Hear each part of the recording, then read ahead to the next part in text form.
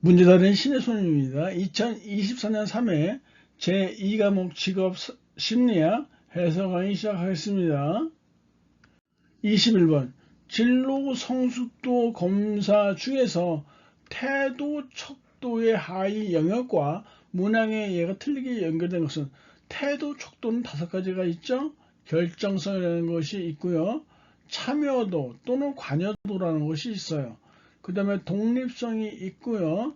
지향성, 그 다음에 타협성, 이렇게 5가지로 봐요. 결참, 독지타, 바로 태도 척도에 해당하는 것이에요. 꿰뚫어 보기 보시면 태도 척도 말고 능력 척도라는 것도 있는데요. 능력 척도의 5가지: 자기평가, 직업정보, 목표 선정, 계획, 그리고 문제 해결에서 자직목계문, 이렇게 5개 있어요. 이 태도 척도와 능력 척도 쓰는 것이 2차 실기에 나왔으니까 잘 구분해 두시기 바래요. 1번, 2번, 4번은 모두 맞는 내용인데요. 3번에 타협성, 나는 부모님이 정해주시는 직업을 선택하겠다, 문항의 예가 잘못 연결되어 있어요. 타협성은요, 나는 하고 싶긴 하지만 할 수 없는 일을 생각하느라고 시간을 보낸다라는 것이 타협성에 해당하는 내용이고요. 지금 문제처럼 나는 부모님이 정해주시는 직업을 선택하겠다는 것은 바로 독립성에 관계되는 항목이기 때문에 3번이 틀린 내용이 되겠네요. 22번 적성검사의 결과에서 중앙값이 의미하는 것은 무엇인가? 중앙값은요, 본래 모든 점수를 크기의 순서대로 배열했을 때 가장 중앙에 위치한 값을 중앙값이라고 해요. 그래서 중앙값은요, 일단 크기 순서대로 배열해야 하니까 크기 순서가 있어야 해요. 그래서 중앙값은 서열척도 크기 순이 있어야 하는 서열척도 이상에서 측정이 가능하다라는 것 하고요. 그리고 점수 분포와 정규 분포를 따를 때 평균과 일치하는 것이 바로 중앙값이에요. 그래서 4번이 해당하는 내용이에요. 23번 다음에 해당하는 직무 및 조직 관련 스트레스 요인은 무엇인가? 1번이 역할 갈등에 해당되어지고요. 콕 집어 해설해 보시면 역할 갈등을 4가지로 분류해 놨으니까 가볍게 읽어봐 주시면 될 것 같아요. 24번에 경력 개발 프로그램 중에서 종업원 역량 개발 프로그램과 가장 거리가 먼 것 했는데, 일단 경력 개발 프로그램은 5가지가 있어요.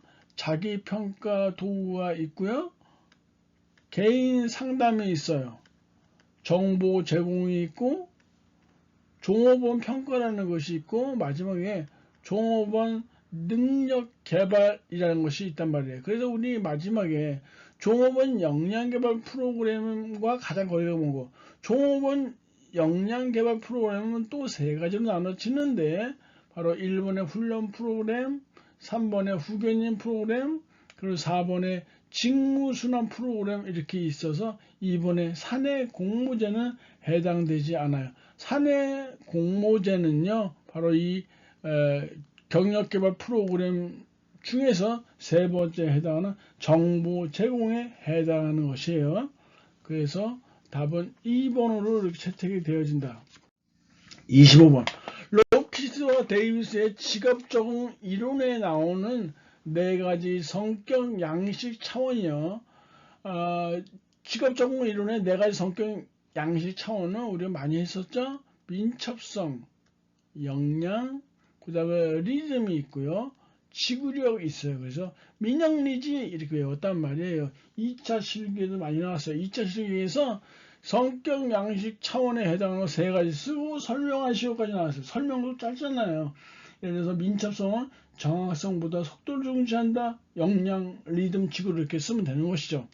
그리고 꿰뚫어 보기에 보시면 직업 적응 이론의 적응 방식 4가지가 나와 있어요.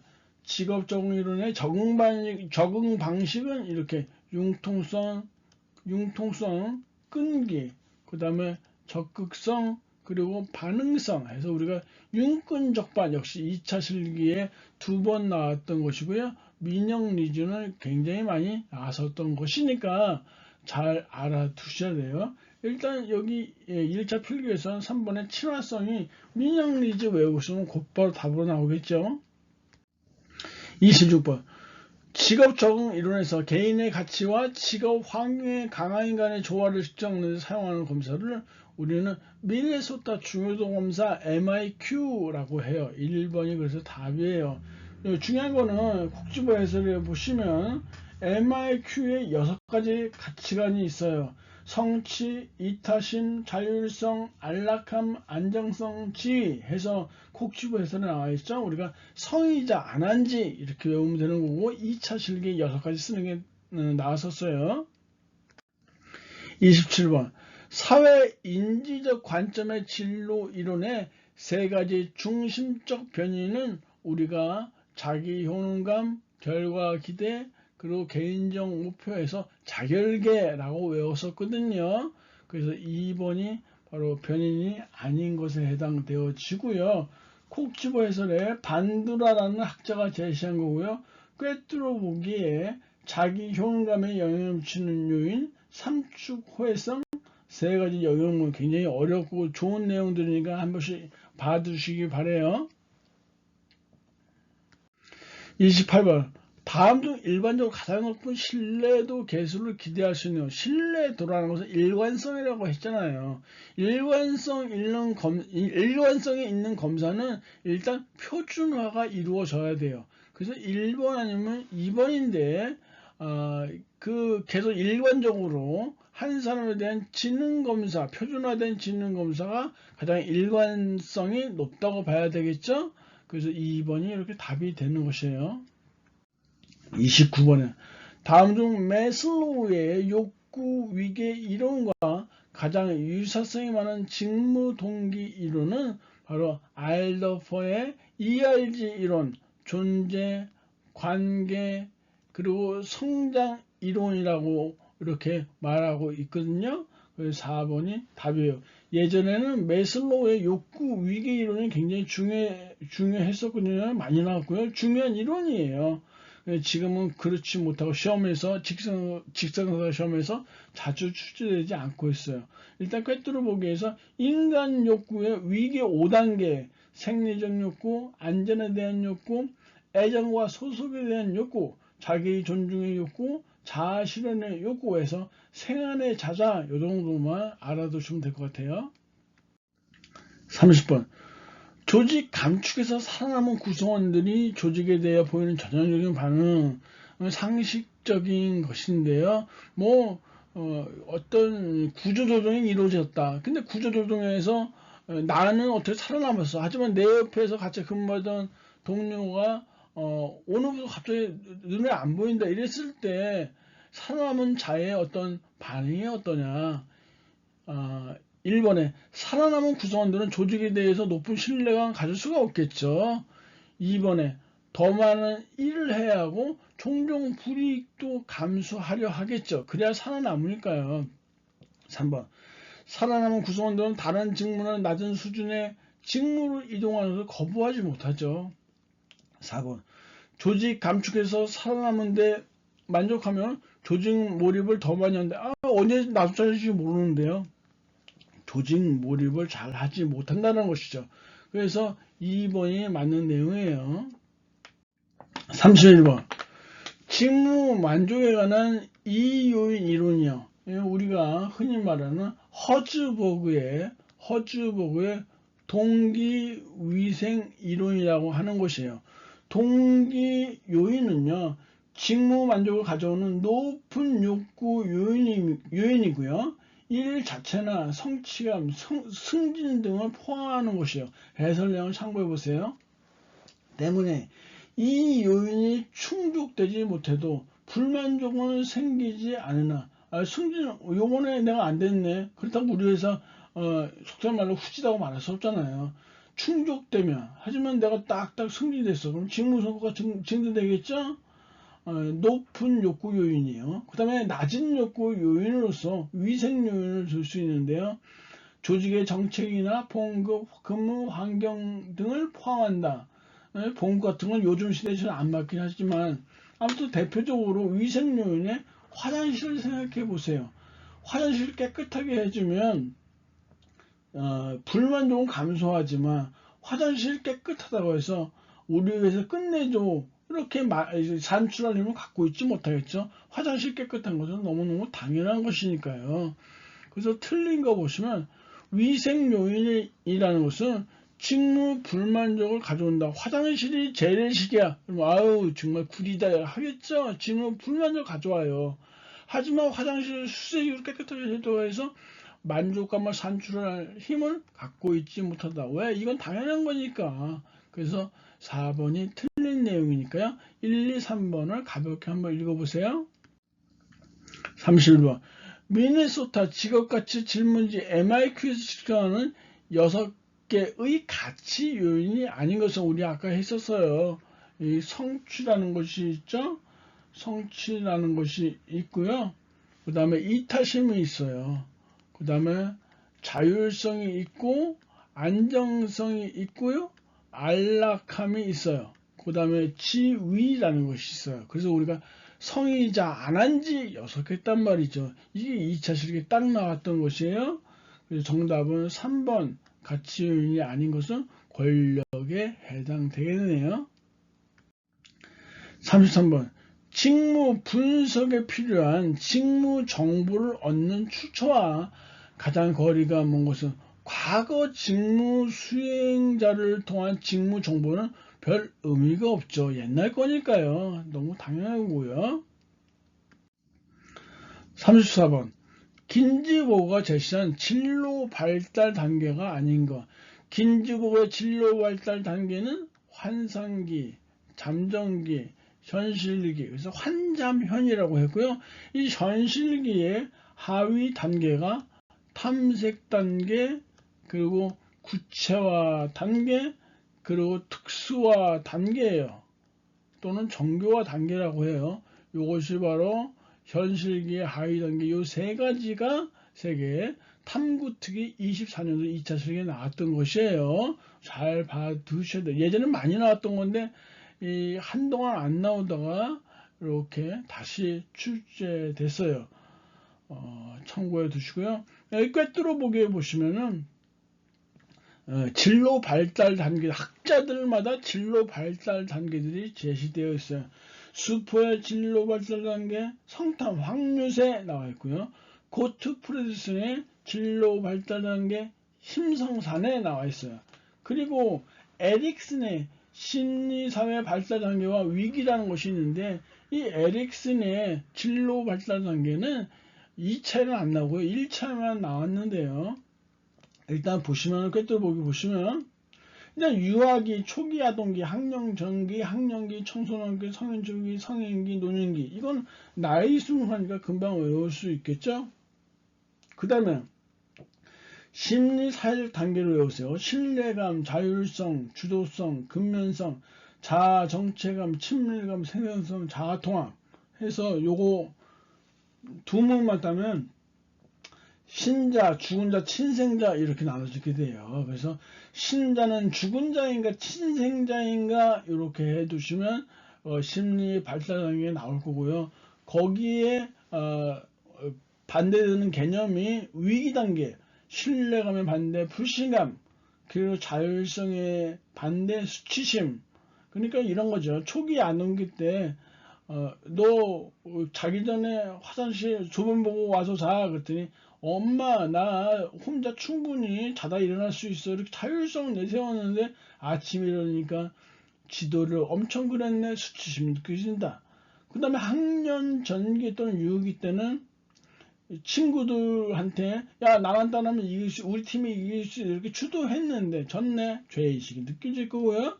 학교 다닐 때는 근면성을 내세우게 되는데 거기에 위기 개념이 열등감이고요. 청소년기 때는 자아 정체감 대 정체감 혼란.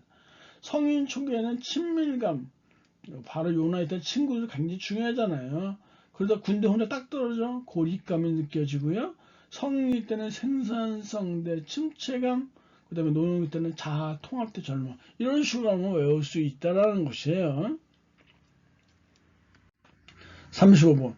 검사의 신뢰도 중에 하나인 크롬바우 알파가 크다라는 것이 나타내는 의미는 무엇인가?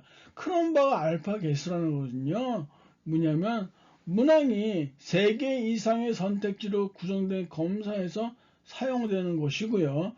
0에서 1까지 값을 가지면서 값이 클수록 검사 문항들이 동질적인 것을 의미하므로 동질성 개수라고도 하는 것이에요. 그래서 1번이 이렇게 딱 답이 된다는 것이에요. 단편적으로 이렇게 알고 파악해 두시면 되겠어요. 36번. 심리검사에서 기준에 대한 설명으로 옳은 거 1번에 한 집단의 특성을 가장 간편하게 표현하기 위한 개념으로서 그 집단의 대표값을 우리는 평균이라고 하고요. 2번에 한 집단의 수치가 얼마나 동질적인지를 표현하기 위한 개념으로 점수들이 그 집단의 평균치로부터 벗어난 평균 거리를 우리는 표준 편차라고 하는 것이에요.